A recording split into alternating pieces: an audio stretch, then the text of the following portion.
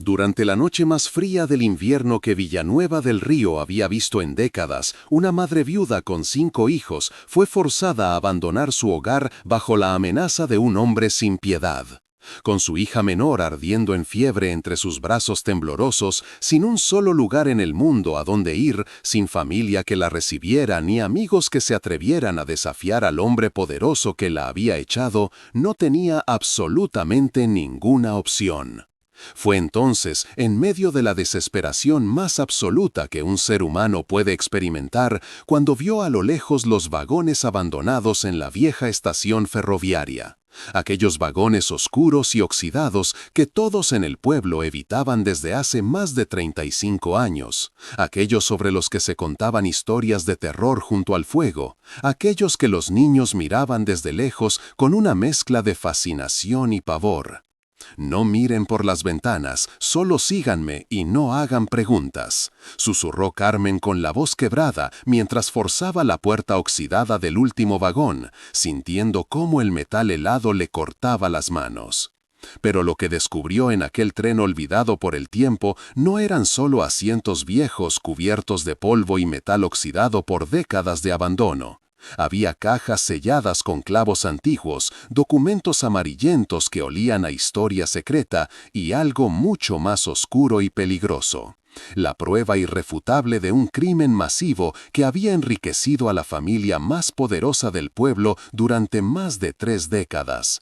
Un secreto tan explosivo que había costado vidas para mantenerlo enterrado. ¿Alguna vez en tu vida has encontrado algo que cambió completamente tu perspectiva de la realidad? ¿Algo que te hizo ver que todo lo que creías saber era una mentira cuidadosamente construida? Responde sí o no en los comentarios, porque esta historia te hará cuestionar hasta dónde puede llegar el ser humano por poder y dinero. El viento cortaba como cuchillos afilados aquella noche maldita de enero de 1892 en el pueblo de Villanueva del Río, enclavado en las colinas de Andalucía. No había nieve cayendo del cielo oscuro, pero el frío seco penetraba hasta los huesos con una crueldad que hacía temblar incluso a los hombres más fuertes del pueblo, aquellos acostumbrados a trabajar bajo el sol abrasador del verano y las lluvias heladas del invierno. El cielo estaba completamente despejado, repleto de estrellas indiferentes que observaban desde arriba con su luz fría y distante, y la luna llena iluminaba el valle entero con una luz plateada y cruel que convertía cada sombra en una amenaza, cada rincón oscuro en un recordatorio de que la noche podía ser tan mortal como cualquier bestia salvaje. El termómetro en la plaza del pueblo marcaba -3 grados, una temperatura letal para cualquiera que se encontrara a la intemperie sin protección adecuada. Carmen Jiménez apretaba contra su pecho a la pequeña Lucía, cuyo cuerpecito de apenas 3 años ardía con una fiebre que parecía consumirla desde dentro como brasas invisibles. Un calor seco y peligroso que contrastaba brutalmente con el aire helado que les cortaba el rostro expuesto, dejando marcas rojas en las mejillas de la niña. La respiración de Lucía era irregular, entrecortada, un sonido que helaba el alma más que el viento invernal. Sus otros 4 hijos, Pedro de 11 años con sus ojos prematuramente serios, los mellizos Antonio y Miguel de 8 años que se aferraban el uno al otro para darse valor, y la pequeña Rosa de 6 años con su carita sucia de lágrimas secas, caminaban a su alrededor con los labios morados del frío mortal, completamente descalzos sobre el camino de tierra congelada que crujía bajo sus pies desnudos como cristal quebradizo siendo pisoteado. Cada paso dejaba una pequeña marca de sangre donde las piedras afiladas les cortaban la piel congelada de los pies. Carmen tenía 32 años, pero aquella noche se sentía como si tuviera 100. Habían sido 2 años desde que su esposo, Roberto Jiménez, había muerto en un accidente en los campos, aplastado por un carro de bueyes que se había volcado durante una tormenta. 2 años de luchar sola, de trabajar en la hacienda de la familia Mendoza cosiendo, lavando, cocinando, cualquier tarea que le dieran a cambio de poder quedarse en la pequeña choza que compartían con otras 3 familias de peones. 2 años de ver cómo sus hijos pasaban hambre mientras ella les daba su propia porción de comida. 2 años de rezar cada noche para que don Rafael Mendoza, el cuñado de su difunto esposo, tuviera algo de compasión cristiana en su corazón de piedra.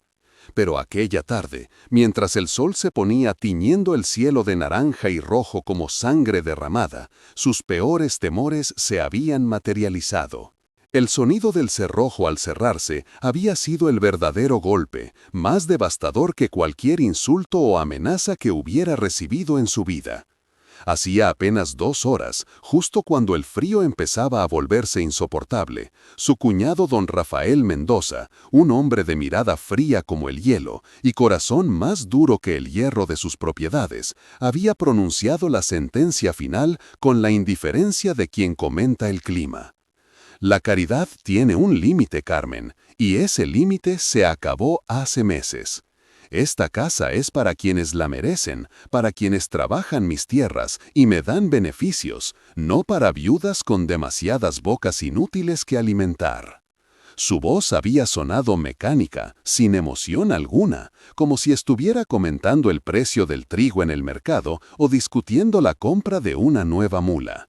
No había odio en su voz, y eso era lo más terrible.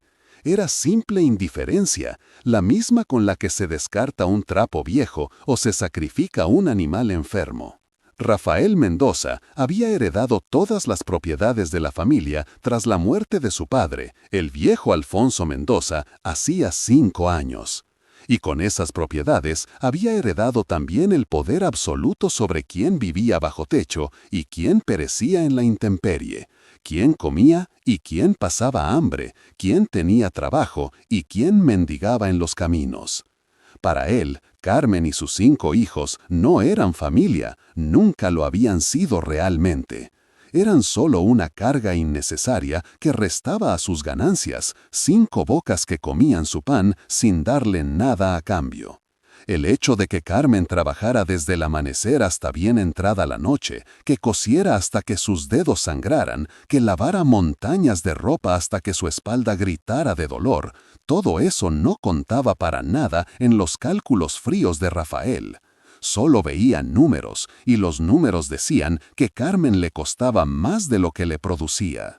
El aire aquella noche olía a tierra seca mezclada con escarcha, a humo de leña quemándose en chimeneas lejanas que pertenecían a hogares donde ella ya no era bienvenida, y a la desesperación que emanaba de su propia piel como un perfume amargo. Los hombres de Rafael, 5 trabajadores con caras curtidas por el sol y expresiones vacías, con esa cobardía característica del que obedece órdenes injustas sin atreverse a mirar a los ojos de su víctima, habían arrojado sus pertenencias a la calle con una eficiencia brutal y mecánica que hablaba de práctica previa. El colchón destripado de su matrimonio, manchado por años de uso y por las lágrimas de las noches solitarias después de la muerte de Roberto, la olla de cobre abollada que había pertenecido a su madre y que era uno de sus pocos recuerdos de ella, los pequeños zapatos rotos de Pedro que ya no le servían pero que Carmen guardaba con cariño, el único baúl de madera de pino que guardaba la ropa de su difunto esposo junto con las pocas cartas de amor que le había escrito cuando eran jóvenes, todo yacía ahora en un montículo patético y humillante en medio del camino, expuesto al viento helado que amenazaba con llevárselo todo hacia la oscuridad. Carmen había observado desde la calle, paralizada por el shock y la impotencia, cómo la puerta de su hogar, el único que había conocido desde que se casó con Roberto a los 18 años, llena de esperanzas y sueños ingenuos de una vida feliz, se cerraba para siempre con un golpe final. El golpe seco de la madera contra el marco de piedra fue como una bofetada física que la dejó sin aliento, peor que el frío que ya empezaba a entumecerle los dedos de las manos y los pies. A través de la ventana sucia podía ver la pequeña mesa donde habían comido como familia, las sillas desparejas, el rincón donde los niños dormían acurrucados. Todo eso ahora pertenecía a otra familia, una que Rafael considerara más útil, más productiva, más merecedora de su caridad limitada. Se quedaron allí parados, en medio del camino, un grupo fantasmal e inmóvil bajo la luz despiadada de la luna llena, mirando la puerta cerrada como si esperaran que fuera un error terrible, que en cualquier momento alguien la abriera de nuevo y les dijeran que había sido una broma cruel o una prueba de fe. Los niños no lloraban, el shock y el miedo los habían paralizado completamente. Solo temblaban con esos espasmos involuntarios que preceden a la hipotermia, con los ojos muy abiertos y las caras pálidas como fantasmas. Carmen sintió la respiración cada vez más irregular de Lucía contra su propio pecho, un sonido débil y sibilante que le heló el alma hasta lo más profundo. Supo, con esa certeza absoluta e instintiva que solo una madre posee, ese conocimiento primitivo que viene de las entrañas, que la niña no sobreviviría hasta el amanecer expuesta a ese frío asesino. La fiebre la consumía desde dentro, quemándola como una hoguera, y el frío la atacaba desde fuera, congelándola como el hielo. Era una tortura doble, una condena a muerte lenta y agonizante. Debía moverse, debía encontrar refugio inmediatamente. Cada segundo que pasaban allí parados era un segundo más cerca de la muerte. No había tiempo para lamentarse por el hogar perdido, para llorar por la injusticia, para maldecir a Rafael Mendoza y todos sus antepasados. Solo existía la urgencia brutal de la vida que se le escapaba entre los brazos, el peso disminuyendo de Lucía, que cada vez parecía más ligera, más frágil, más cerca de convertirse en un ángel. Carmen agarró la mano de Pedro con fuerza, sintiendo los huesos delgados bajo la piel helada. El niño, que con sus 11 años intentaba mantener una compostura de hombre adulto que partía el corazón de su madre, la miró con ojos llenos de preguntas que no se atrevía a hacer en voz alta. «Mamá, ¿a dónde vamos? ¿Qué vamos a hacer?», susurró Pedro finalmente, su voz quebrada por el castañeo violento de sus dientes que chocaban entre sí sin control. Carmen no tenía respuesta para darle, no tenía palabras de consuelo ni promesas falsas que ofrecer. Miró alrededor desesperadamente, hacia las casas del pueblo que ahora parecían fortalezas inexpugnables con sus ventanas cerradas herméticamente y sus chimeneas humeantes que hablaban de calor y comida que no eran para ellos. Sabía con absoluta certeza que ninguna puerta se abriría para ellos aquella noche.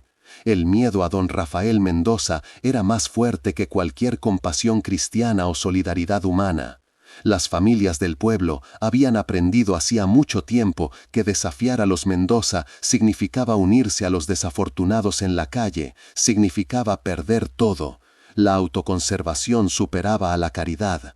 Carmen no los culpaba, en su lugar probablemente habría hecho lo mismo.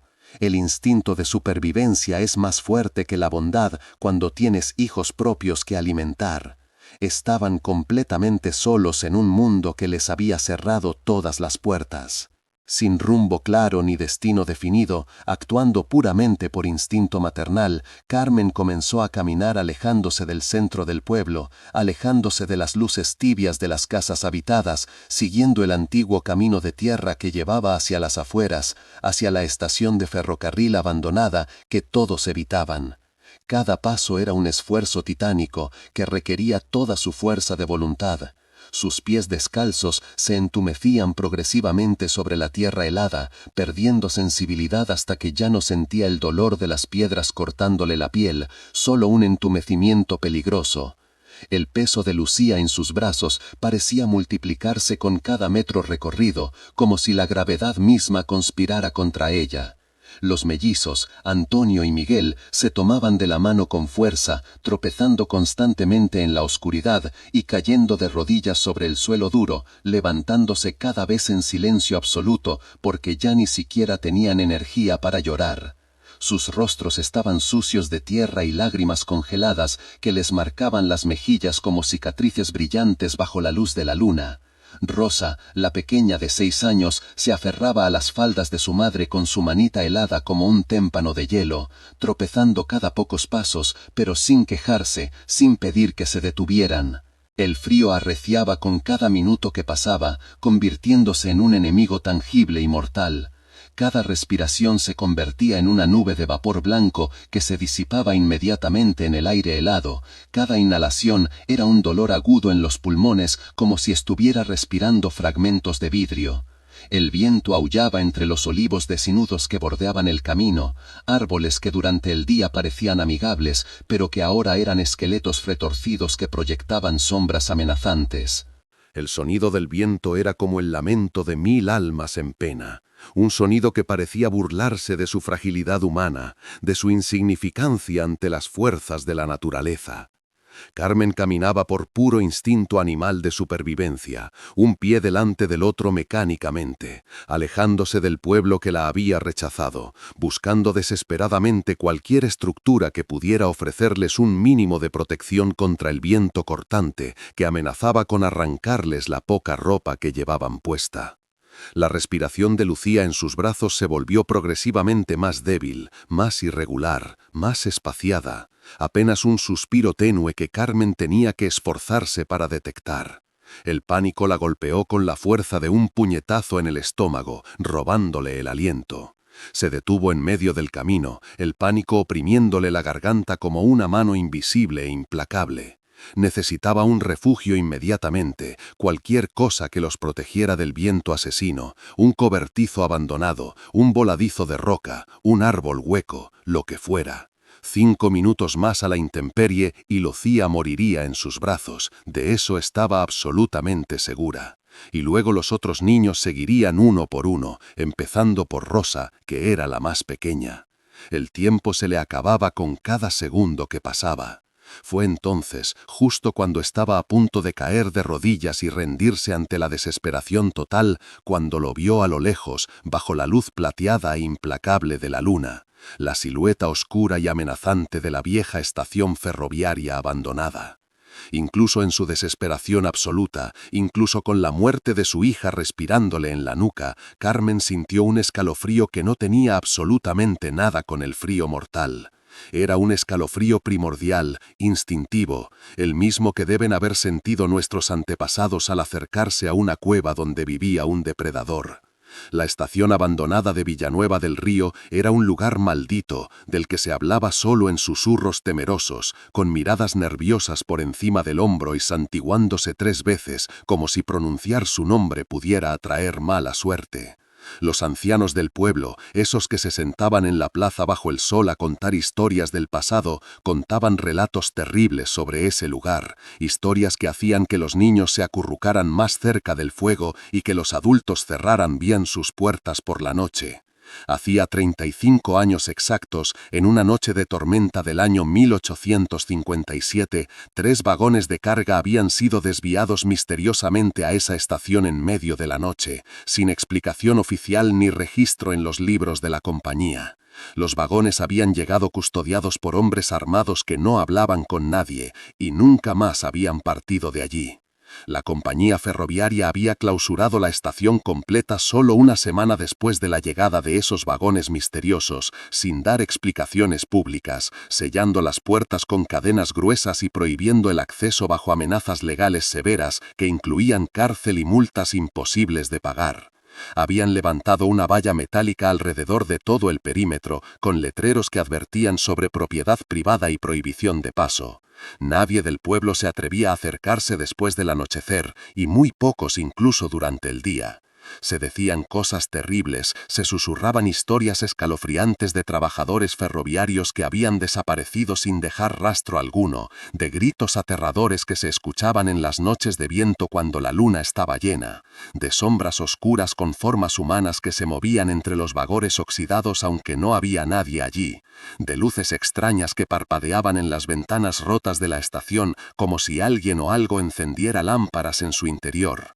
Los niños del pueblo jugaban a retarse unos a otros a tocar las vallas oxidadas que rodeaban la estación durante el día, pero ninguno jamás se había atrevido a cruzarlas, y mucho menos a acercarse cuando caía la noche. Era un lugar maldito, por razones que nadie conocía con certeza, pero que todos temían, una frontera invisible entre el mundo conocido y seguro y algo oscuro y peligroso que nadie quería nombrar en voz alta.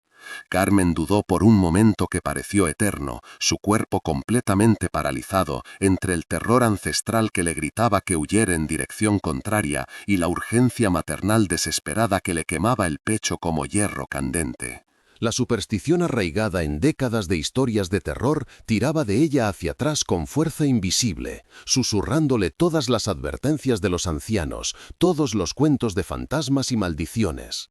Pero entonces Lucía tosió en sus brazos, un sonido seco y desgarrador que sonó como huesos quebrándose, y Carmen vio en la luz cruel de la luna que los labios de su hija habían adquirido un tinte azulado inconfundible, el color de la muerte acercándose. Sus ojitos estaban entrecerrados, sus párpados temblando, y su respiración era tan superficial que apenas movía su pecho diminuto. La muerte por frío era una certeza absoluta e inmediata que sostenía entre sus brazos temblorosos. La estación abandonada, con todos sus horrores reales o imaginarios, era solo una posibilidad, una apuesta desesperada. Quizás había algo terrible allí dentro, o quizás solo eran cuentos de viejos para asustar a los niños. Pero el frío mortal era real, tangible, medible. La elección, aunque aterradora hasta la médula de sus huesos, era obvia y clara como el agua. El instinto de madre, ese impulso primitivo y poderoso que puede hacer que una mujer levante un carro para salvar a su hijo, aplastó décadas de superstición y miedo de un solo golpe. «Vamos, rápido, síganme ahora mismo y no hagan preguntas», ordenó Carmen con voz ronca por el frío y la determinación férrea que nacía de la desesperación total. No había tiempo para explicaciones ni consuelos. Empujó a Pedro delante de ella y luego a los mellizos hacia la valla oxidada que rodeaba la estación abandonada. Los niños vacilaron visiblemente, sus pequeños cuerpos rígidos de miedo ante aquel lugar prohibido del que habían escuchado tantas historias terribles, sus ojos muy abiertos mirando las sombras oscuras de los edificios en ruinas y los vagones que parecían bestias dormidas bajo la luna.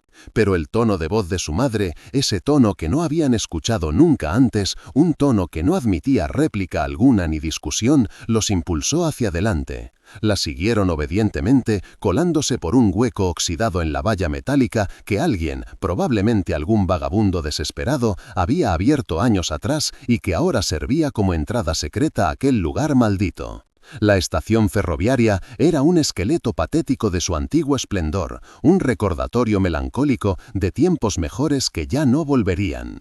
El edificio principal, que según contaban los ancianos había sido una vez hermoso con paredes encaladas y un techo de tejas rojas, estaba ahora derrumbado parcialmente, con el techo hundido en varios lugares como si una mano gigante lo hubiera aplastado, y las ventanas completamente rotas dejando solo marcos vacíos que parecían cuencas de ojos en un cráneo.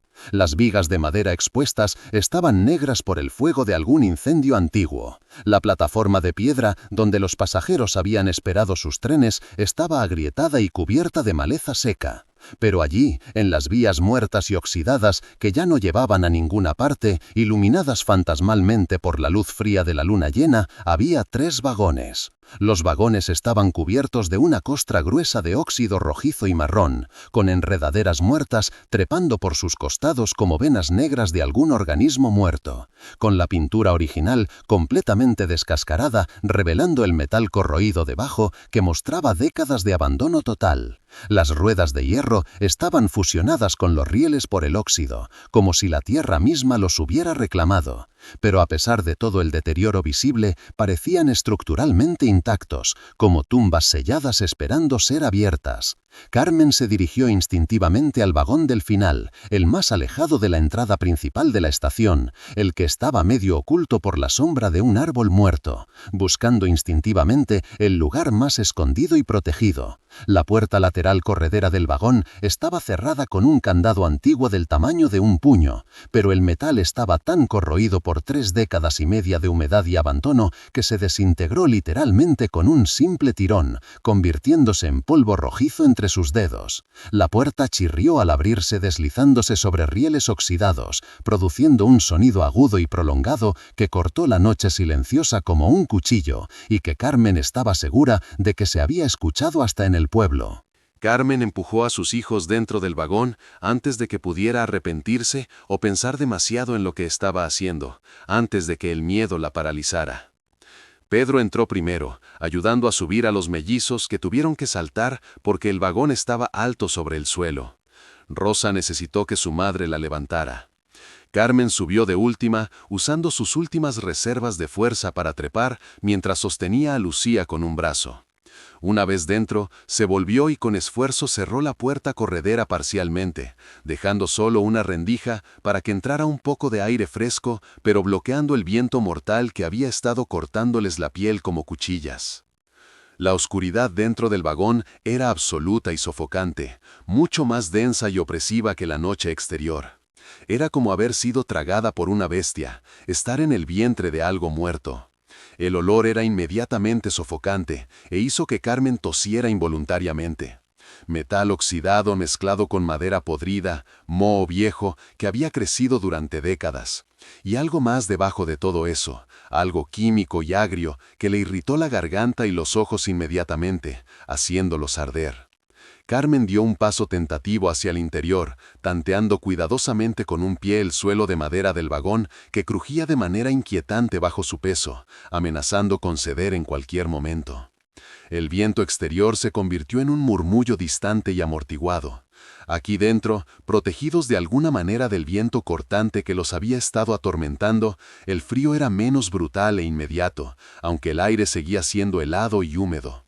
Pero al menos el viento había cesado, y eso ya era algo, un pequeño milagro. Con manos temblorosas y entumecidas que apenas podía controlar, Carmen buscó en el bolsillo profundo de su delantal raído. Sus dedos torpes encontraron la pequeña caja de hojalata abollada. La abrió con cuidado reverencial y contó. Tenía exactamente 3 cerillas, solo 3 palitos de madera con cabezas de fósforo, su último recurso entre la vida y la muerte. Debía usarlas con extremo cuidado porque no habría segundas oportunidades. Miró alrededor en la oscuridad tratando de distinguir formas. Sus ojos se fueron ajustando lentamente y pudo ver que había escombros en el suelo del vagón, tablones sueltos de madera que se habían desprendido de las paredes con el tiempo. Se arrodilló cuidadosamente y encontró algunas astillas de madera seca, pedazos pequeños que arrancó con desesperación usando sus últimas fuerzas, apilándolos en el centro del vagón, lejos de las paredes. La primera cerilla raspó contra la superficie áspera de la caja metálica y produjo chispas prometedoras, pero se apagó inmediatamente, consumida por una corriente de aire traicionera que se colaba por alguna rendija invisible en las paredes del vagón. Carmen maldijo en silencio, su corazón hundiéndose. Solo le quedaban 2. Sus manos temblaban tanto por el frío como por el miedo y la adrenalina. Respiró profundo, tratando de calmarse. No podía permitirse el pánico. La segunda cerilla la protegió mejor, ahuecando sus manos alrededor como una cueva, bloqueando cualquier corriente de aire. La raspó y esta vez prendió con una llama pequeña pero valiente, una puntita de luz dorada en la oscuridad absoluta. Con un cuidado infinito, moviéndose con la delicadeza de quien desactiva una bomba, la acercó a las astillas de madera seca que había apilado. El humo comenzó a subir inmediatamente, un humo acre y denso que la hizo toser violentamente, sintiendo cómo le quemaba los pulmones ya maltratados por el frío. Pero finalmente, después de segundos que parecieron horas, una llama diminuta y temblorosa lamió la madera seca. El fuego prendió. El mundo se redujo instantáneamente a ese círculo tembloroso de luz anaranjada y dorada, un pequeño sol naciendo en medio de la oscuridad. Las paredes del vagón saltaron súbitamente a la vista, revelándose bajo la luz danzante del fuego. Estaban cubiertas de grafitis antiguos, palabras en español e inscripciones talladas en la madera podrida, algunas fechas del siglo pasado, nombres de personas que probablemente ya estaban muertas, dibujos toscos de símbolos que Carmen no reconocía. Había manchas oscuras de origen desconocido que podrían haber sido aceite o algo mucho peor.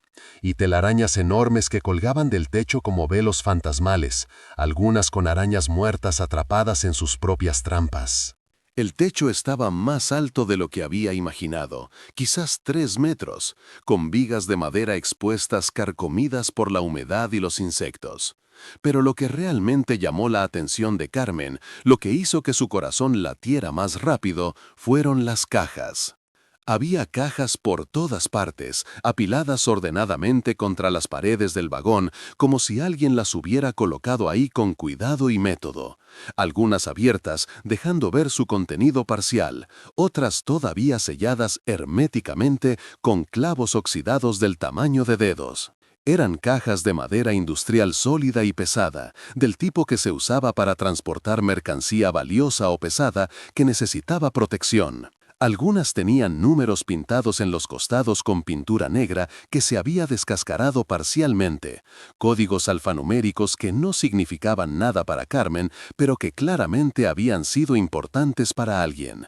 SBL 1857-043, SBL 1857-067, números y letras que sugerían un sistema de catalogación elaborado. Había también sellos oficiales apenas visibles, marcas de compañías que Carmen no reconocía. Pero por ahora, la prioridad absoluta e inmediata no eran las cajas misteriosas, sino sobrevivir hasta el amanecer. Se sentaron todos cerca de la pequeña fogata, acurrucándose lo más cerca posible del calor insuficiente pero vital, formando un grupo compacto de cuerpos temblorosos. Carmen envolvió a Lucía con su propio chal de lana, la única tela relativamente seca que le quedaba después de la caminata, apretándola con fuerza contra su pecho, intentando transferirle su propio calor corporal. La niña gemía débilmente, un sonido que partía el alma. Su respiración, un silbido irregular y doloroso, que indicaba que sus pulmones estaban comprometidos. La fiebre no cedía ni un grado. El calor del cuerpecito de Lucía era una burla cruel en medio del frío penetrante del vagón abandonado.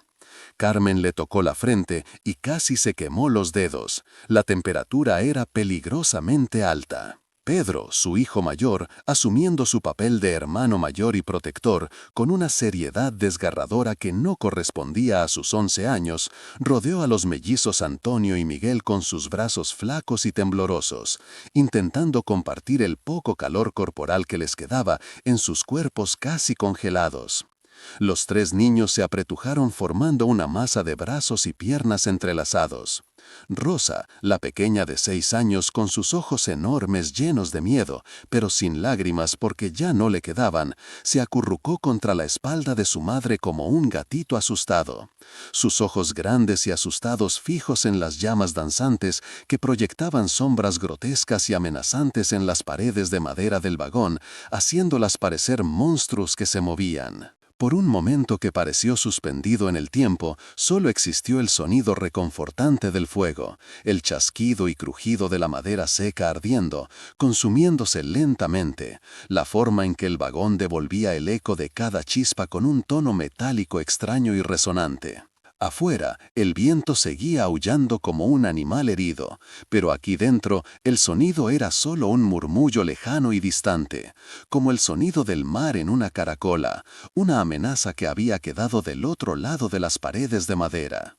Carmen cerró los ojos solo un segundo, agotada más allá de lo que palabras podían expresar, intentando robar un instante minúsculo de paz en medio del desastre total que era su vida. Tratando de convencerse a sí misma de que habían encontrado refugio, de que estarían bien hasta el amanecer, de que Lucía sobreviviría.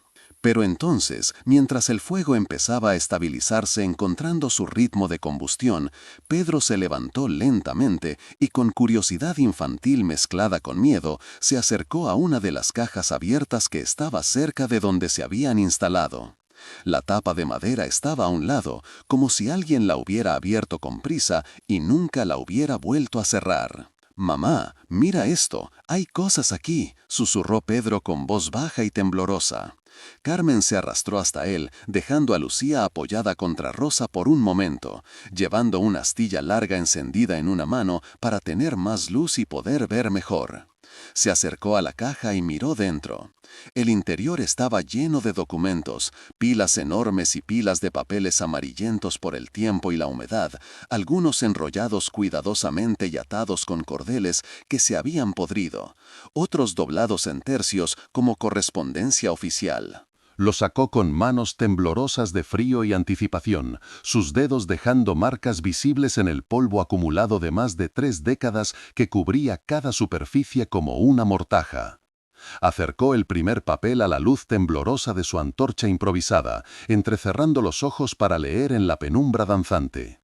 Eran registros oficiales, libros de contabilidad elaborados escritos con una caligrafía elegante, florida y meticulosa que hablaba de educación y dinero, el tipo de letra que solo los escribanos profesionales o la gente muy educada podía producir.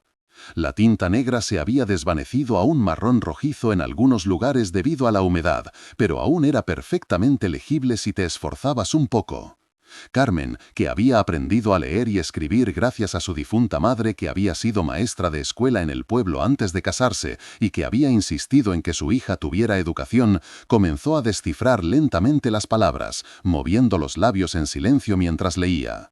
Los registros eran de la Compañía Ferroviaria Real de Andalucía, un membrete oficial impreso en la parte superior de cada página con un escudo ornamentado.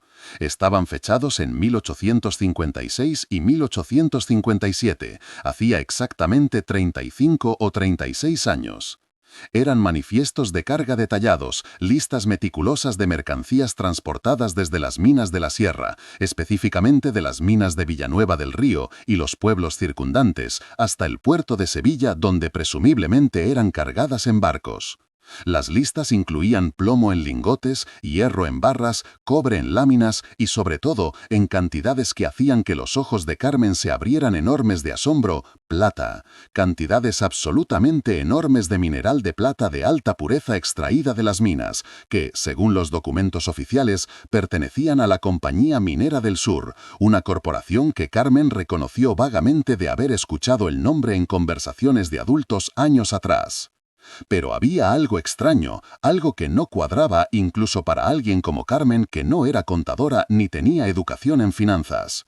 Siguió leyendo documento tras documento, sacándolos uno por uno de la caja, esparciendo papeles a su alrededor formando un círculo de evidencia antigua. Y entonces lo vio claramente. Había 2 conjuntos de libros completamente diferentes para los mismos envíos exactos. Los documentos estaban organizados en carpetas separadas, marcadas discretamente con pequeñas marcas en las esquinas.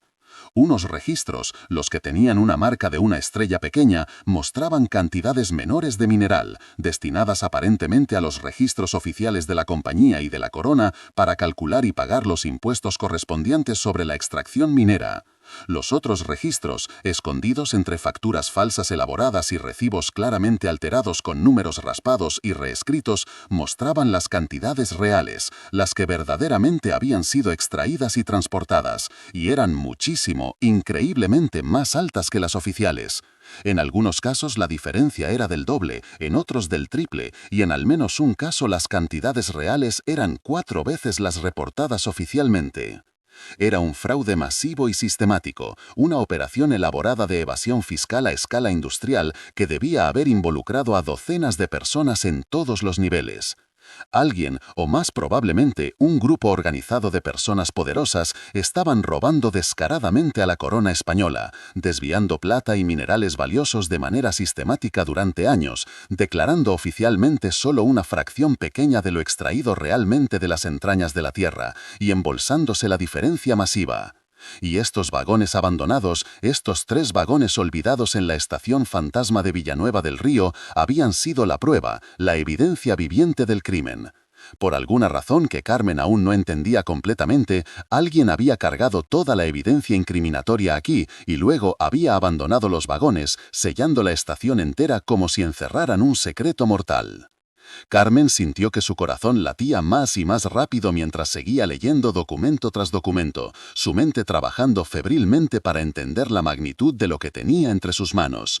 Había cartas personales, correspondencia privada entre los directivos de la compañía minera, escritas en papel fino con sellos de lacre rotos. Leía nombres, cargos, instrucciones explícitas sobre cómo falsificar los registros, sobre cómo sobornar a inspectores menores, sobre cómo eliminar evidencia problemática. Y entonces, mientras leía una carta particularmente detallada fechada en enero de 1856, lo vio con claridad absoluta.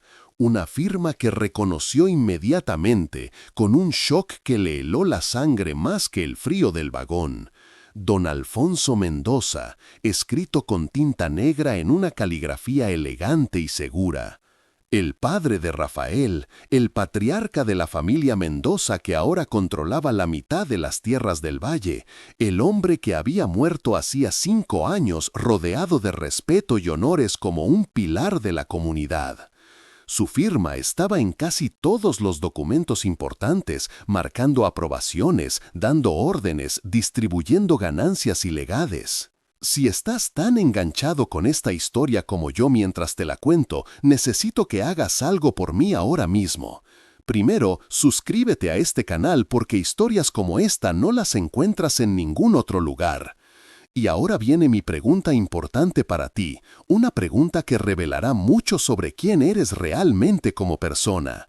Si tú fueras Carmen en este momento, si encontraras pruebas irrefutables de un crimen masivo que involucra a la persona más poderosa de tu ciudad, la misma persona que acaba de echarte a la calle con tus hijos a morir de frío, ¿qué harías con esa información? ¿La usarías como arma para negociar tu propia supervivencia y la de tus hijos, o la entregarías inmediatamente a las autoridades buscando justicia aunque eso significara no obtener nada para ti? Escribe en los comentarios exactamente una de estas dos palabras, negociar si la usarías para salvar a tu familia, o justicia si la entregarías sin importar las consecuencias. Quiero ver qué tipo de personas están viendo este video. No hay respuesta correcta o incorrecta, solo honestidad. Y ahora, sigamos con lo que Carmen descubrió en el resto de esos documentos malditos, porque lo peor aún está por venir. Carmen siguió leyendo con una mezcla embriagadora de horror absoluto y fascinación mórbida que la mantenía completamente pegada a aquellos papeles amarillentos como si fueran las páginas del libro más adictivo jamás escrito. Las cartas revelaban todo el plan criminal con una claridad brutal y una falta total de remordimiento que helaba el alma. Don Alfonso Mendoza no era simplemente un hacendado rico como todos creían, no había heredado su fortuna de sus antepasados como contaba la historia oficial de la familia. Había sido el cerebro calculador detrás de la Compañía Minera del Sur, uno de los 4 socios fundadores.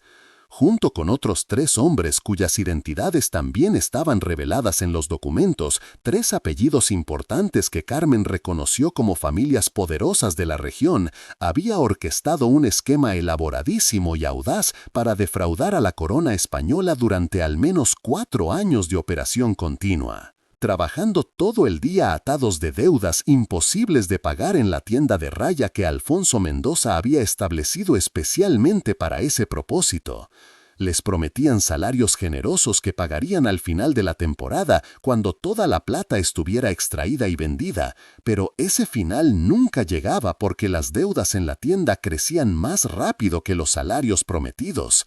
Era un sistema perfecto de esclavitud moderna. Trabajaban turnos de 12 horas en esos túneles oscuros y peligrosos, cavando en las entrañas de la tierra, extrayendo toneladas de mineral rico en plata que luego era fundido en secreto en hornos ocultos en la propiedad, convertido en lingotes sin marca oficial que podían venderse en el mercado negro sin levantar sospechas. Alfonso declaraba oficialmente solo el 30% de lo extraído a la corona, pagando los impuestos correspondientes como un ciudadano ejemplar y respetable. El 70% restante simplemente no existía en los libros oficiales. Era transportado en secreto, vendido a compradores sin escrúpulos en Sevilla y otros puertos, y el dinero era lavado a través de inversiones legítimas en tierras, ganado y propiedades.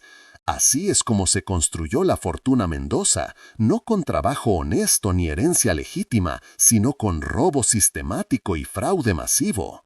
Durante 2 años completos, de 1855 a 1857, el esquema funcionó perfectamente como un reloj suizo. Alfonso Mendoza y sus socios se enriquecieron más allá de sus sueños más ambiciosos. Pero entonces algo salió terriblemente mal en 1857, y Carmen pudo reconstruir la catástrofe leyendo las cartas que seguían en orden cronológico.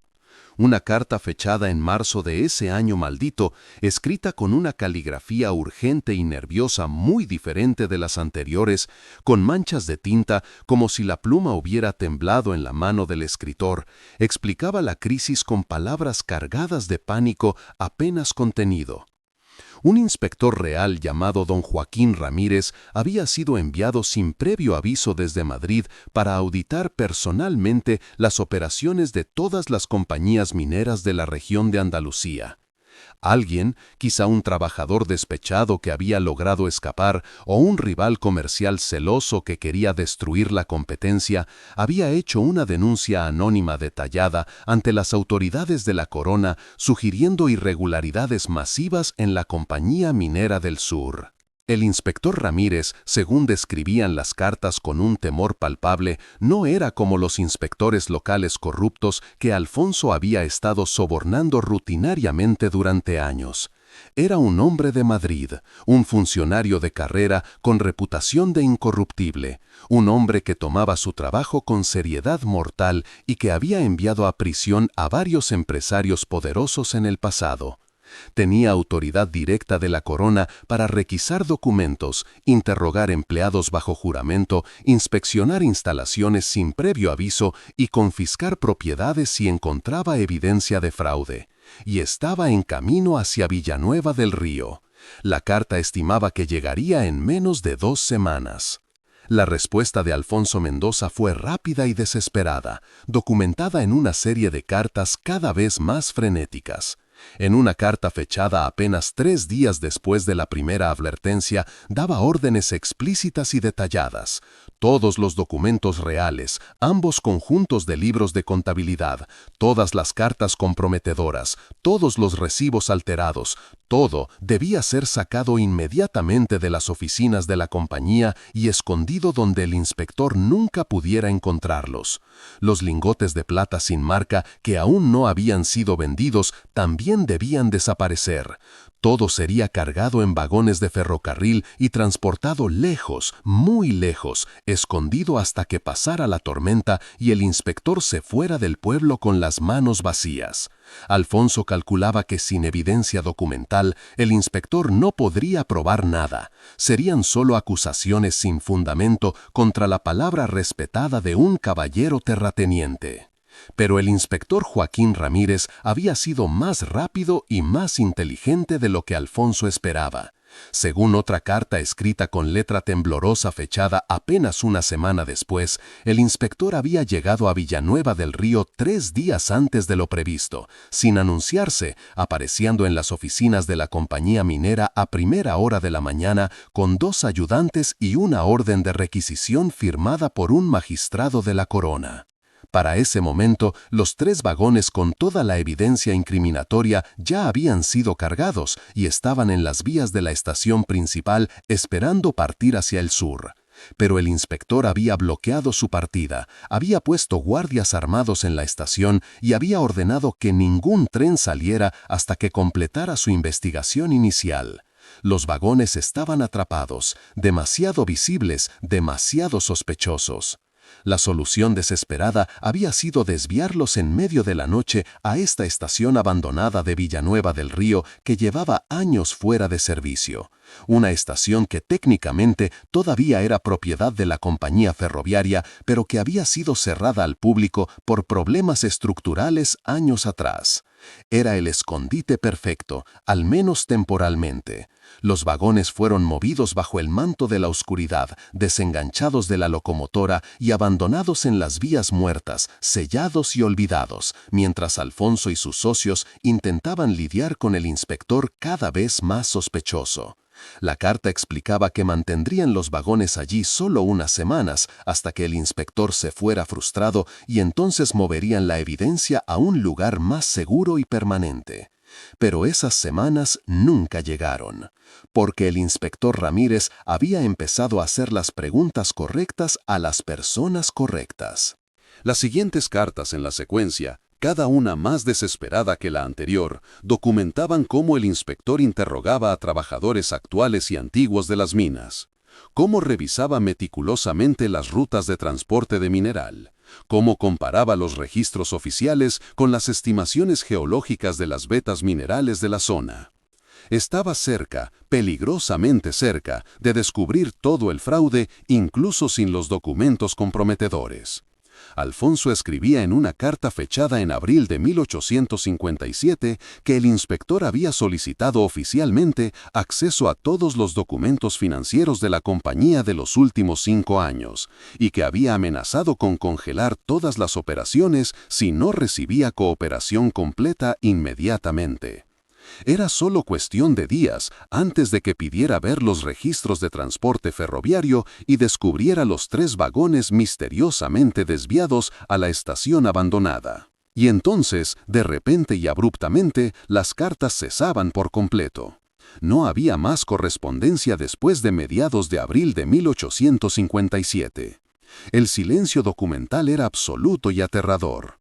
Carmen buscó en la caja desesperadamente, volcando su contenido completamente sobre el suelo de madera del vagón, esperando encontrar más cartas que explicaran qué había pasado después. Pero no había nada, solo ese silencio ensordecedor que gritaba más fuerte que cualquier palabra escrita. El inspector Ramírez nunca había completado su investigación oficial, nunca había presentado su informe ante la corona. Y según Carmen recordaba vagamente de conversaciones escuchadas de niña, ese inspector nunca había regresado a Madrid. Simplemente había dejado de existir, borrado de la historia, como si nunca hubiera llegado a Villanueva. Las implicaciones eran claras y helaban la sangre hasta convertirla en hielo. Alfonso Mendoza y sus socios no solo habían cometido fraude masivo, muy probablemente también habían cometido asesinato. Carmen se quedó allí sentada en el suelo frío del vagón, rodeada de documentos esparcidos que eran prueba de crímenes terribles, con sus hijos durmiendo exhaustos alrededor del fuego moribundo que proyectaba sombras danzantes. El peso de lo que había descubierto era físicamente aplastante, como si toneladas de tierra estuvieran presionando su pecho. Un inspector de la corona asesinado para proteger un secreto de fraude masivo. Y estos vagones, abandonados aquí con toda la evidencia, habían sido olvidados deliberadamente. Alfonso y sus socios debían haber decidido que era demasiado arriesgado intentar mover la evidencia después del probable asesinato del inspector. Mejor dejarla aquí, enterrada bajo capas de superstición y miedo manufacturado.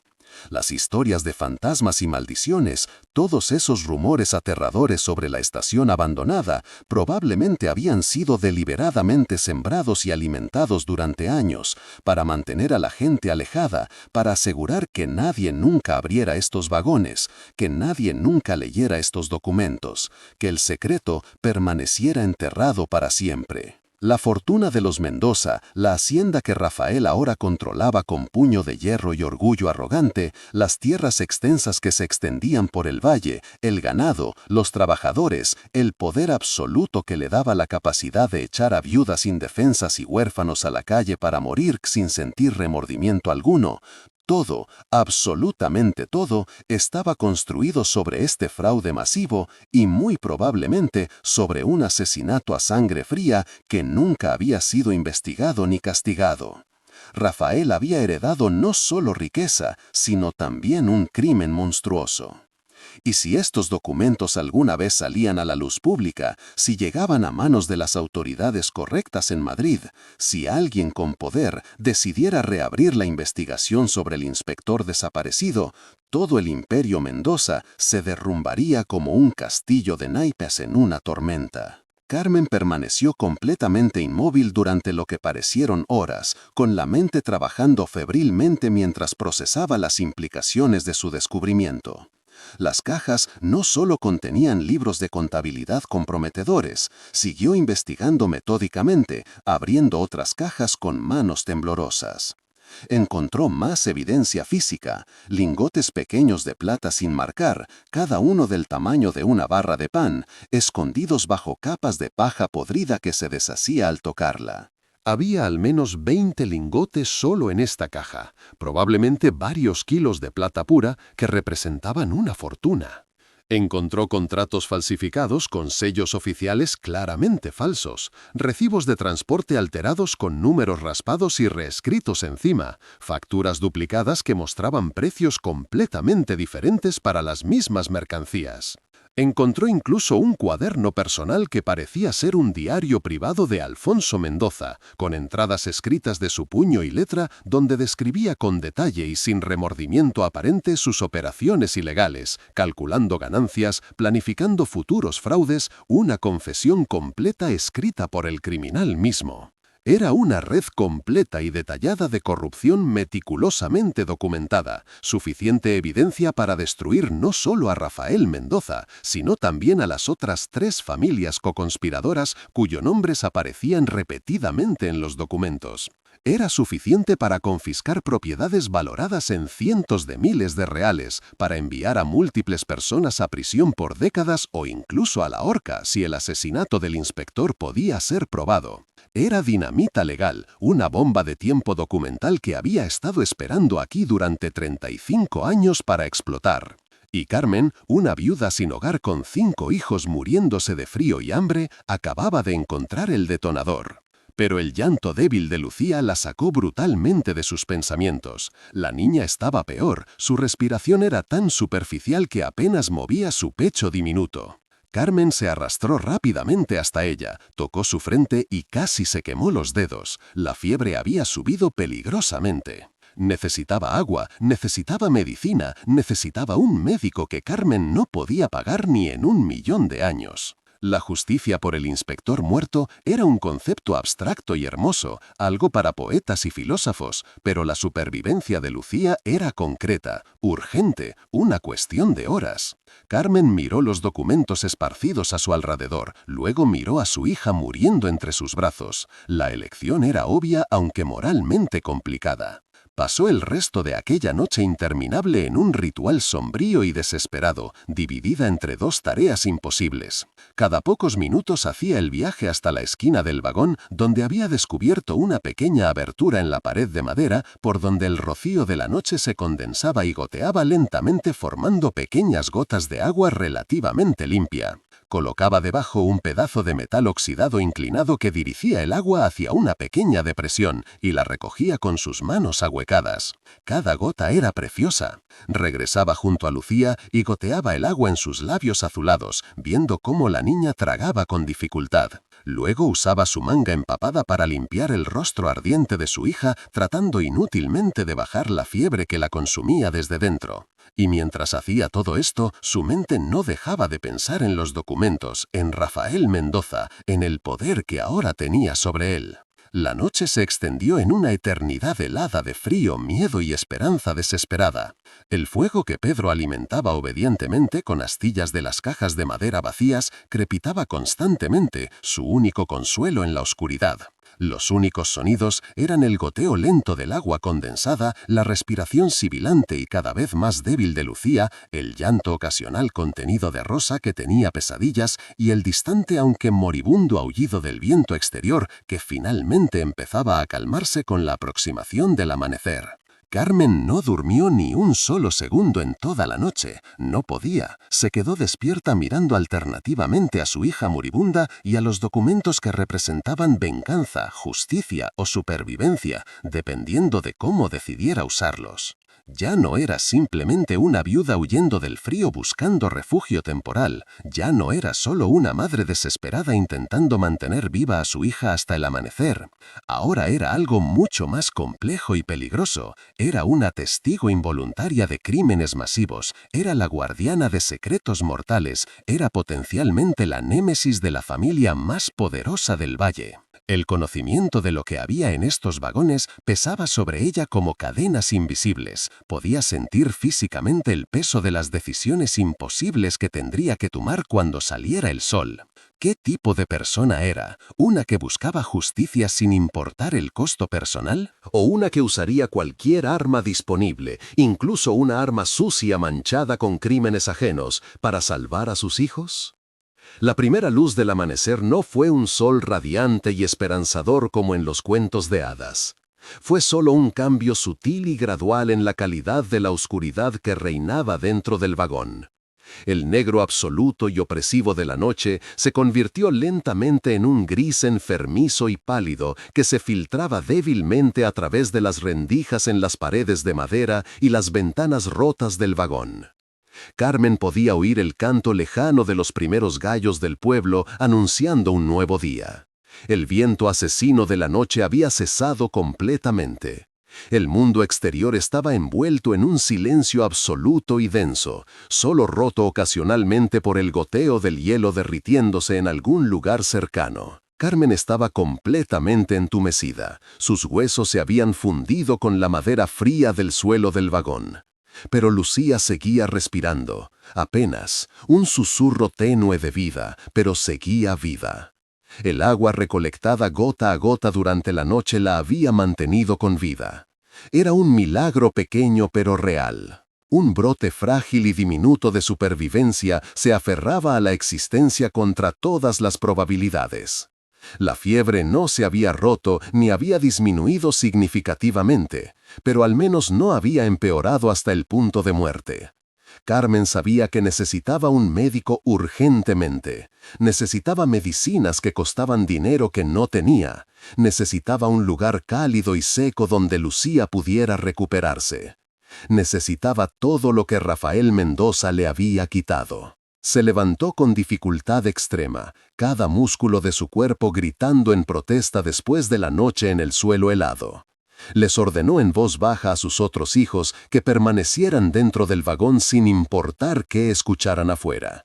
Quédense aquí, cuiden del fuego y de su hermana, no salgan por ningún motivo hasta que yo regrese, les ordenó con firmeza. Pedro, con sus ojos prematuramente envejecidos que habían visto demasiado sufrimiento en una sola noche, asintió solemnemente asumiendo su carga. Carmen caminó hacia la puerta del vagón llevando a Lucía envuelta en su chal contra su pecho. Necesitaba respirar aire que no estuviera viciado por el humo y los secretos. Deslizó la puerta chirriante y salió con cuidado a la plataforma exterior del vagón. La mañana era brutalmente fría pero hermosa de una manera cruel. El cielo estaba completamente despejado, de un azul pálido casi blanco, y el sol apenas asomándose sobre las colinas del este pintaba todo de tonos dorados y rosados. El valle entero estaba cubierto por una capa de escarcha brillante que hacía que todo pareciera hecho de cristal. Cada árbol, cada arbusto, cada brizna de hierba estaba cubierta de diminutos cristales de hielo que reflejaban la luz del amanecer como millones de diamantes. Era un mundo mágico y mortal, hermoso, pero asesino. Y fue entonces mientras estaba allí parada en la plataforma del vagón, respirando el aire helado de la mañana, cuando lo vio y su corazón dio un vuelco violento en su pecho. No era una aparición ni un fantasma como los que supuestamente acechaban este lugar. Era una figura real y sólida, un jinete completamente inmóvil al pie de la colina donde se alzaba la estación abandonada. Una silueta oscura y amenazante, perfectamente recortada contra el campo blanco de escarcha. Un punto negro inmóvil en el paisaje congelado. El jinete estaba mirando directamente a la estación, directamente a los vagones, directamente a ella, y Carmen supo instantáneamente, con una certeza absoluta, que la golpeó como un puñetazo en el estómago. ¿Quién era? Era Rafael Mendoza. Reconoció su silueta inconfundible, la forma en que se sentaba en su caballo negro, con esa postura rígida y arrogante, incluso a esa distancia de varios cientos de metros. Esto no podía ser casualidad ni coincidencia. No estaba allí porque pasaba de camino hacia algún lugar. No estaba cazando ni inspeccionando sus campos. Sabía exactamente dónde estaban Carmen y sus hijos. Había venido específicamente aquí, a este lugar que su propio padre había usado para esconder secretos mortales. El miedo puro la golpeó primero, un miedo primitivo e instintivo que le heló la sangre. Pero luego, casi inmediatamente después, ese miedo fue reemplazado por algo diferente, algo más frío y más duro: comprensión. Rafael no había venido a verificar si habían sobrevivido la noche por compasión cristiana. Había venido porque tenía miedo. Miedo de que hubieran entrado en los vagones. Miedo de lo que podrían haber encontrado. Carmen se quedó completamente quieta en la plataforma del vagón, una figura andrajosa y sucia contra la madera podrida, pero de alguna manera llena de una dignidad nueva que la piedra y el sufrimiento le habían otorgado. Él, allí abajo, el dueño de todo visible, sentado en su caballo fino con sus ropas caras y su poder heredado. Ella aquí arriba, sin absolutamente nada más que 5 hijos hambrientos y un secreto explosivo. Por un largo minuto interminable que pareció estirarse hasta la eternidad, solo se observaron en silencio a través del aire helado de la mañana. El sol seguía subiendo, pintando el cielo de colores cada vez más intensos. El silencio era tan profundo que Carmen podía escuchar los latidos acelerados de su propio corazón. Entonces Rafael espoleó a su caballo bruscamente. El animal, un semental negro magnífico, que probablemente costaba más que lo que Carmen ganaría en 10 años, comenzó a subir la pendiente hacia la estación. Luchaba por encontrar equilibrio en la tierra congelada, resbalando ocasionalmente, pero avanzando con determinación. Se detuvo finalmente a unos 30 metros de donde Carmen estaba parada, lo suficientemente cerca para que pudieran verse las caras claramente, pero manteniendo una distancia que hablaba de precaución y miedo. Rafael desmontó con movimientos torpes muy diferentes de su elegancia habitual. Sus botas de cuero fino y caras se hundieron en el lodo congelado. Y Carmen pudo verlo claramente ahora bajo la luz creciente del amanecer. Rafael Mendoza no estaba enojado como había estado el día anterior cuando la había echado. No tenía esa expresión de desprecio frío e indiferente que había mostrado mientras sus hombres arrojaban las pertenencias de ella a la calle.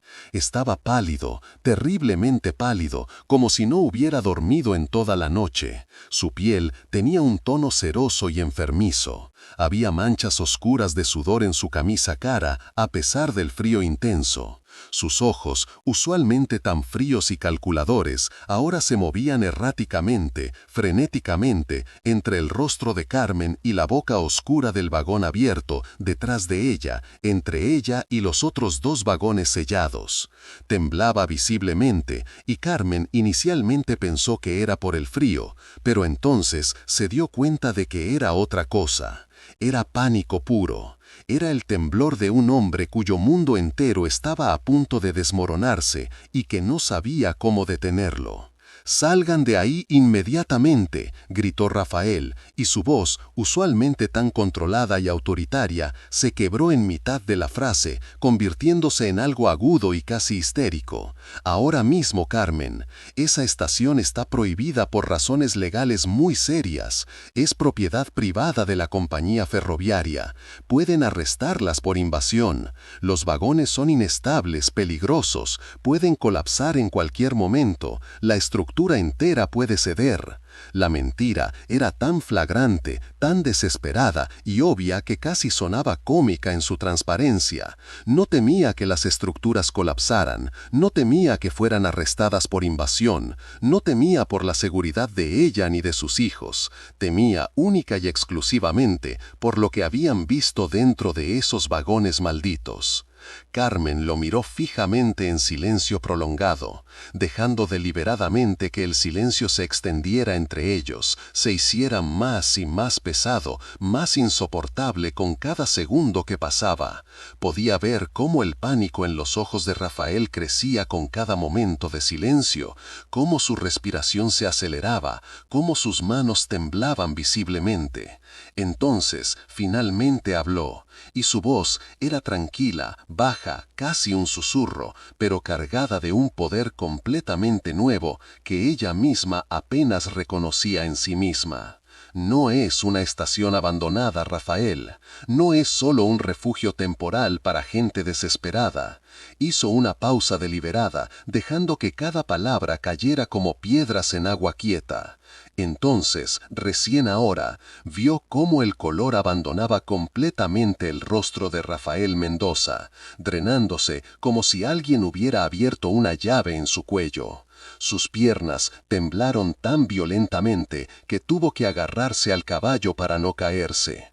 Su boca se abrió y se cerró varias veces sin producir sonido alguno, como un pez fuera del agua tratando desesperadamente de respirar. Tú no sabes nada, intentó finalmente decir, pero su voz era tan débil, tan carente de convicción, que sonó más como una súplica que como una afirmación.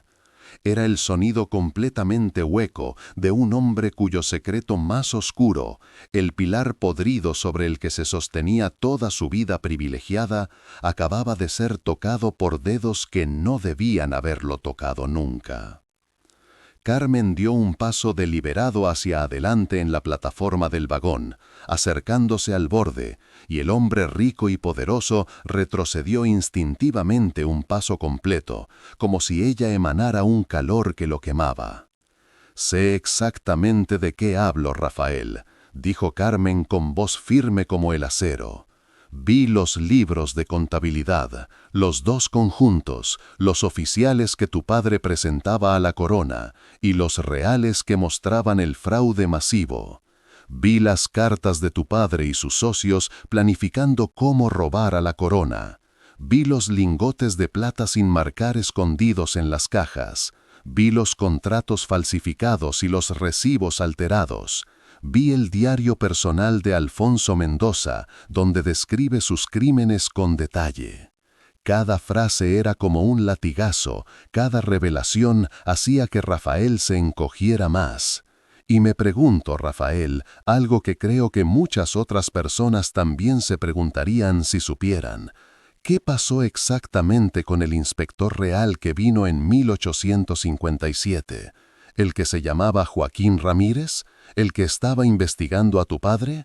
¿El que desapareció sin dejar rastro y nunca regresó a Madrid? Rafael se tambaleó físicamente hacia atrás como si Carmen lo hubiera golpeado con un palo. Se llevó una mano temblorosa a la boca, tratando de contener lo que parecía ser un gemido de angustia pura. Sus ojos, ahora enormes y llenos de terror absoluto, se movían frenéticamente entre Carmen y los vagones. Estaba calculando, tratando desesperadamente de entender cuánto sabía realmente, qué había leído exactamente, qué evidencia había visto. Eso fue hace más de 30 años, susurró finalmente con voz quebrada. Mi padre, yo era solo un niño entonces, no tuve nada que ver con...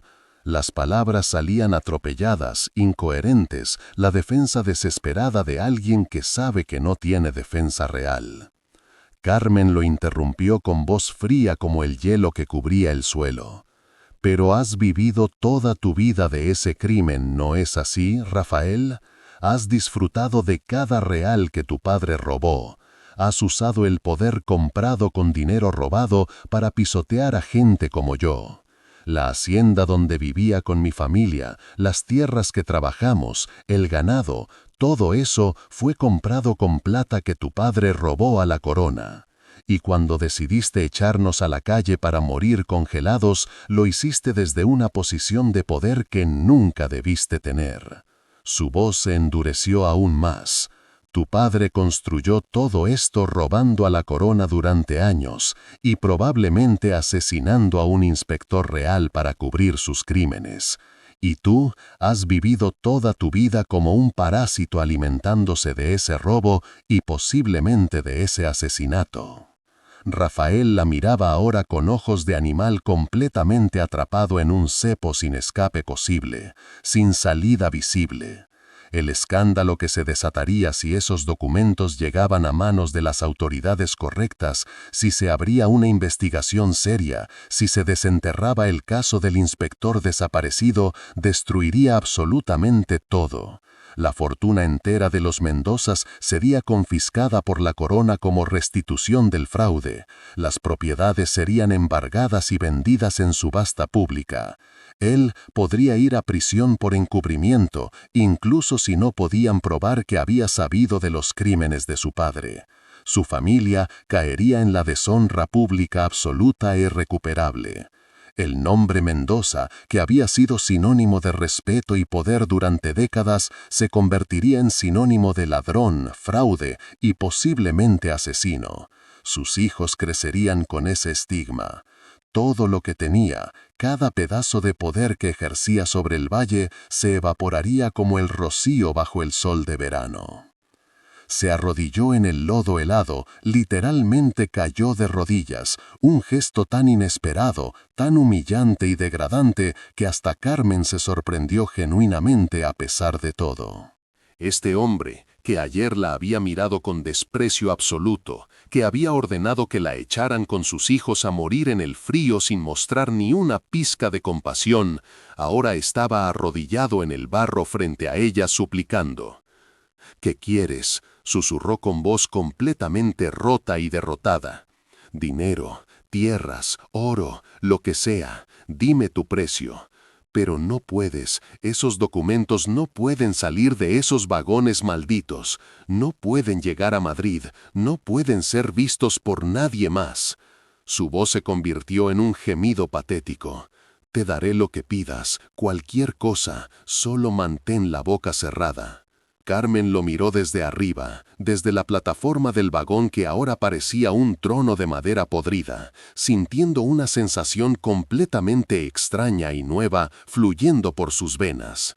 No era alegría ni satisfacción por la venganza, no era crueldad ni deseo de ver sufrir al hombre que la había hecho sufrir. Era simplemente el reconocimiento frío y claro de que el poder había cambiado de manos de la forma más inesperada e irónica posible. Ella no había buscado esto, no había planeado encontrar estos secretos, pero los había encontrado, y ahora, en este momento congelado en el tiempo, ella tenía todo el poder y Rafael no tenía ninguno. Era una inversión completa de sus posiciones. «No quiero tu dinero sucio», dijo Carmen finalmente con voz firme y clara. «No quiero tocar nada que venga directamente de ese fraude. No quiero oro manchado con la sangre de un inspector asesinado». Rafael levantó la vista confundido, un destello diminuto de esperanza apareciendo en sus ojos desesperados. «¿Entonces qué?». Carmen continuó, cada palabra medida cuidadosamente, cada condición pensada durante las largas horas de la noche mientras cuidaba de Lucía. «Quiero la casa de piedra junto al río, esa casa sólida y abandonada que está vacía desde que murió el viejo capataz hace 2 años. La quiero con escrituras legales, papeles oficiales firmados ante notario público, a nombre de mi hijo mayor Pedro, no a mi nombre, al suyo, para que cuando crezca tenga algo propio que nadie pueda quitarle jamás». Rafael abrió la boca para objetar instintivamente, el reflejo automático del rico que no quiere desprenderse de nada, pero Carmen no había terminado ni de cerca. Levantó una mano silenciándolo. «Y quiero también el terreno de 3 hectáreas que está junto a esa casa, el terreno fértil cerca del río, donde el agua es buena y la tierra es negra y rica, tierra que puede alimentar a una familia si se trabaja honestamente. También a nombre de Pedro, con todos los documentos legales necesarios, títulos de propiedad registrados oficialmente en el pueblo. Hizo una pausa, dejando que las condiciones se asentaran en la mente de Rafael. Y quiero provisiones mensuales regulares durante los próximos 10 años completos, hasta que mi hijo menor llegue a edad adulta. Harina, aceite de oliva, legumbres secas, sal, azúcar cuando sea posible, carbón para cocinar y calentarnos en invierno. Nada extravagante ni lujoso, solo lo estrictamente necesario para que 5 niños no mueran de hambre o enfermedad. Todo esto será entregado discretamente cada mes, sin alarde ni publicidad, como si fuera simple caridad cristiana de tu parte, una muestra de generosidad que mejorará tu reputación en el pueblo. Hizo una pausa significativa, dejando que todas las condiciones se asentaran completamente. A cambio de todo esto, estos vagones permanecerán exactamente como están. Los documentos permanecerán donde los encontré. Nadie del pueblo sabrá nunca lo que hay aquí dentro. Tu secreto, el secreto de tu padre, morirá conmigo cuando llegue mi hora. Rafael la miraba con una mezcla compleja de alivio intenso y resentimiento profundo que no podía ocultar completamente. Era el trato más barato y misericordioso que haría en su vida. Una casa modesta, 3 hectáreas de tierra regular y provisiones básicas para una familia, a cambio de mantener su libertad, su fortuna entera y su reputación intacta. Pero el resentimiento en sus ojos brillantes le dijo claramente a Carmen que esto nunca sería suficiente para él, que siempre la vería como una amenaza viviente, que siempre estaría tentado de eliminar esa amenaza de alguna forma conveniente. Por eso Carmen añadió la cláusula final, la garantía que sellaría el pacto de manera permanente y que protegería a su familia para siempre. Y Rafael, escúchame muy cuidadosamente, porque solo lo diré una vez. Si algo nos pasa a mí o a cualquiera de mis 5 hijos, si enfermamos misteriosamente, si hay algún accidente conveniente, si alguien nos ataca en el camino, si nuestra casa se incendia en medio de la noche, si cualquier cosa sospechosa ocurre, he dejado instrucciones muy detalladas con alguien de mi absoluta confianza fuera del pueblo. Era una mentira completa, no había dejado instrucciones con nadie, porque no tenía a nadie de confianza, pero Rafael no podía saberlo y no tenía forma de verificarlo. Esa persona tiene órdenes explícitas de llevar copias de los documentos más incriminatorios directamente al gobernador provincial en Sevilla y a la Guardia Civil si no recibe noticias mías regularmente. Así que nuestra salud, nuestra seguridad y nuestro bienestar son ahora tu mayor prioridad en la vida, Rafael Mendoza. Reza cada noche para que vivamos largos años felices y saludables. Rafael asintió lentamente, derrotado completamente, pero sabiendo con claridad absoluta que no tenía ninguna otra opción real. La alternativa era la ruina total, la cárcel, la deshonra generacional. Tendré los papeles de la propiedad listos y firmados ante el notario esta misma tarde antes del anochecer, dijo con voz monótona y vacía como la de un autómata. La casa y el terreno estarán a nombre de tu hijo Pedro Jiménez con títulos legales que nadie podrá disputar. Las provisiones comenzarán a llegar mañana mismo al amanecer. Nadie en el pueblo sabrá por qué estoy siendo generoso. Inventaré alguna historia sobre deudas de honor con tu difunto esposo. Se levantó del barro con dificultad, sus ropas caras completamente arruinadas y manchadas, su dignidad hecha trizas y pisoteada. Carmen le dio la espalda sin decir otra palabra, un gesto final de desdén y desprecio, y caminó de regreso hacia la puerta del vagón donde sus hijos esperaban. Pero antes de entrar completamente, se volvió una última vez. «Cierra mejor esta estación, Rafael», dijo con voz fría. «Ponle candados nuevos que realmente funcionen. Contrata a alguien para que vigile el perímetro regularmente. Alimenta las historias de fantasmas y maldiciones. No querrías que otros curiosos encuentren lo que yo encontré por accidente. Proteger este secreto ahora es tan importante para mí como para ti. Nuestros destinos están atados». Era tanto una advertencia como un recordatorio. Ella conocía el secreto sí, pero también tenía interés vital en mantenerlo oculto porque su bienestar dependía del silencio continuado. Entró en el vagón donde Pedro la esperaba con ojos llenos de preguntas que no se atrevía a hacer en voz alta. Los otros niños estaban despiertos ahora, hambrientos, asustados, confundidos, pero vivos, todos vivos. «Mamá», susurró Pedro. Carmen sonrió por primera vez en días, una sonrisa cansada pero genuina que iluminó brevemente su rostro sucio. «Empaquen todo lo que puedan cargar en sus brazos», ordenó con energía nueva. «Recojan las mantas, sus zapatos si los encuentran, cualquier astilla de madera seca que quede. Tenemos una casa nueva esperándonos, una casa de verdad, con paredes de piedra y un techo sólido y una chimenea donde haremos fuego grande. Y tierra propia donde sembraremos comida para nosotros mismos». Esa tarde, mientras el sol comenzaba su descenso hacia el horizonte oeste, tintando el cielo de naranjas y rojos, mientras Rafael cumplía su palabra con una eficiencia nacida del miedo más puro y del instinto de autopreservación, Carmen y sus 5 hijos se mudaron a la casa de piedra junto al río. La casa era modesta y simple, no era una mansión ni mucho menos, pero era infinitamente más de lo que habían tenido el día anterior. Era sólida con paredes gruesas de piedra que mantendrían el calor en invierno y el fresco en verano, con techo de tejas que no goteaban, con ventanas con postillos de madera que cerraban bien, con un piso de baldosas en lugar de tierra compactada. Había un hogar grande de piedra donde podían encender un fuego de verdad sin miedo a incendiar todo. Había 3 habitaciones pequeñas, suficiente espacio para que los niños no durmieran todos apiñados. Había un pozo a solo 20 metros con agua limpia y fresca. Las 3 hectáreas de tierra fértil se extendían junto al río, tierra negra y rica que prometía buenas cosechas si se trabajaba con dedicación. Pedro, con apenas 11 años, pero ahora técnicamente propietario de una tierra y una casa, caminaba por las habitaciones con ojos enormes de asombro, tocando las paredes como si no pudiera creer que fueran reales. Los mellizos corrían de un cuarto a otro riendo por primera vez en días.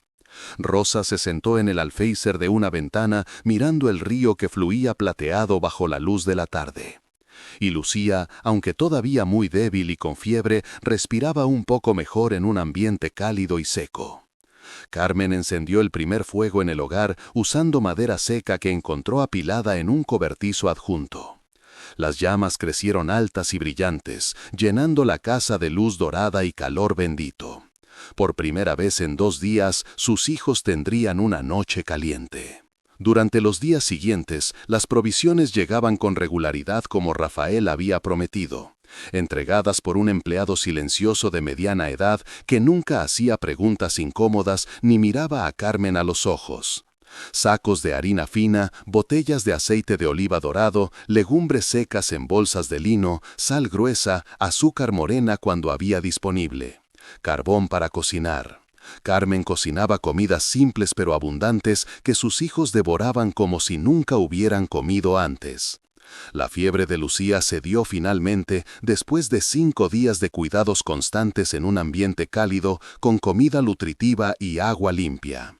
El color rosado regresó a sus mejillas. Su risa volvió a llenar la casa. Durante los años siguientes, años que se convirtieron en una década completa, las provisiones continuaron llegando mensualmente sin falta, entregadas con la puntualidad de un reloj. Rafael nunca faltó ni un solo mes, nunca envió menos de lo acordado. El miedo era un motivador más poderoso que cualquier contrato legal. Carmen trabajó la tierra junto a sus hijos, enseñándoles a sembrar, a cosechar, a respetar el ciclo de las estaciones. Pedro creció fuerte y se convirtió en un agricultor respetado, reconocido en el pueblo por su trabajo honesto, nunca sabiendo realmente el precio terrible que su madre había pagado por su patrimonio, nunca enterándose de los secretos oscuros que habían comprado su futuro. Carmen nunca le contó. Era un peso que llevaría ella sola hasta la tumba. Carmen nunca volvió a la estación ferroviaria abandonada. No necesitaba hacerlo. El conocimiento de lo que había allí, guardado en esos vagones oxidados, era suficiente. Era su arma secreta, su póliza de seguro, la espada invisible que mantenía suspendida sobre la cabeza de Rafael Mendoza. A veces, en las noches de invierno cuando el viento aullaba como había aullado aquella noche terrible que había cambiado su vida para siempre, se sentaba junto al fuego mientras sus hijos dormían y se preguntaba si había hecho lo correcto moralmente. 35 años después del fraude original, 40 años después, cuando finalmente murió en su cama rodeada de nietos, la justicia nunca había llegado para el inspector desaparecido. Los crímenes de Alfonso Mendoza nunca fueron castigados. La plata robada nunca fue devuelta a la corona. Los Mendoza siguieron siendo ricos y poderosos, aunque Rafael caminaba por el pueblo con una sombra en los ojos y una curvatura prematura en la espalda, envejeciendo rápidamente bajo el peso de un secreto compartido que lo corroía desde dentro. Pero los hijos de Carmen estaban vivos y prosperaban, tenían techo, comida, tierra propia, un futuro que sus padres nunca habían tenido. Pedro eventualmente se casó con una buena mujer del pueblo vecino y tuvieron hijos que crecieron felices en la casa de piedra. Los mellizos se convirtieron en carpinteros hábiles, Rosa se casó con un comerciante próspero. Y Lucía, la que había estado más cerca de la muerte aquella noche en el vagón, se convirtió en maestra como su abuela, enseñando a leer a los niños del pueblo. Ninguno de ellos supo nunca la verdad completa sobre cómo habían conseguido su casa y su tierra. Carmen les contó una historia más simple, que Rafael había tenido un ataque de conciencia recordando la amistad con su padre y había decidido hacer lo correcto. Era una mentira piadosa que ellos creyeron porque querían creer en la bondad humana. Los secretos de los vagones oxidados permanecieron sellados durante el resto de la vida de Carmen, esperando quizás a que otra alma desesperada los descubriera en algún futuro lejano o quizás para permanecer enterrados para siempre. Rafael Mendoza murió primero, a los 60 años, de un infarto según dijo el médico, pero Carmen siempre supo que había sido el peso del secreto lo que había detenido su corazón. Su hijo heredó las propiedades, pero nunca supo por qué su padre había sido tan extrañamente generoso con una viuda insignificante. La verdad murió con Rafael y Carmen. Y Carmen, cuando finalmente cerró los ojos por última vez a los 72 años, se fue sabiendo que había hecho lo que tuvo que hacer para salvar a sus hijos. No había sido heroico ni noble, no había buscado justicia para las víctimas del fraude, ni venganza para el inspector asesinado. Había sido simple supervivencia pragmática, la decisión de una madre de usar cualquier arma disponible, incluso una arma sucia manchada con los crímenes de otros, para proteger a sus crías. Así es como cambia una vida. No con actos heroicos de valentía como en las historias que cuentan los bardos, ni con justicia poética que castiga a los malvados y recompensa a los buenos. Cambia con decisiones imposibles tomadas en la oscuridad más fría, con pactos con demonios hechos por necesidad absoluta, con secretos que se guardan no por cobardía sino por amor. La historia de Carmen Jiménez no es una historia de justicia triunfante, es una historia de supervivencia a cualquier costo, de una madre que aprendió que a veces proteger a tu familia significa tragarse tu sentido de justicia y hacer tratos con los mismos monstruos que intentaron destruirte. Si llegaste hasta el final de esta historia que te mantuvo al borde de tu asiento, necesito que hagas algo por mí ahora mismo. Primero, suscríbete a este canal presionando ese botón porque historias impactantes como esta, historias que te hacen cuestionar qué harías tú en situaciones extremas, no las encuentras en ningún otro lugar. Este canal está dedicado a traerte las historias más intensas, más emotivas y más reales que existen. Segundo, quiero que compartas en los comentarios, después de escuchar todo lo que Carmen tuvo que pasar, ¿crees que hizo lo correcto? ¿Habrías elegido justicia para las víctimas del fraude aunque eso significara que tus hijos no tuvieran nada? ¿O habrías hecho exactamente lo que ella hizo? No hay respuestas correctas ni incorrectas aquí, solo honestidad brutal. Esta es una comunidad donde compartimos no solo historias, sino también nuestras reflexiones más profundas sobre la naturaleza humana. Y si esta historia te impactó, si te hizo pensar, si te removió algo por dentro, compártela con alguien más que necesite escucharla, porque estas historias no son solo para entretenimiento, son espejos que nos muestran quiénes somos realmente cuando nos enfrentamos a decisiones imposibles. Nos vemos en la próxima historia. Y recuerda, la vida real siempre es más compleja que cualquier cuento de hadas.